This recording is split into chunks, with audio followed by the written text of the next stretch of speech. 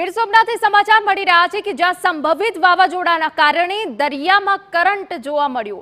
ગીર સોમનાથ દરિયામાં ભરતી સાથે કરંટ જોવા મળ્યો હોવાની વિગતો મળી રહી છે। દરિયામાં કરંટને લઈ સતત 5 દિવસથી 3 નંબરનું સિગ્નલ છે। આ સાથે માછીમારોને દરિયો ન ખેડવાની પણ સૂચના આપી દેવામાં આવી છે। અમારા સંવાદદાતા યોગેશ વધુ વિગતો આપી રહ્યા છે। પૂરી વિગત।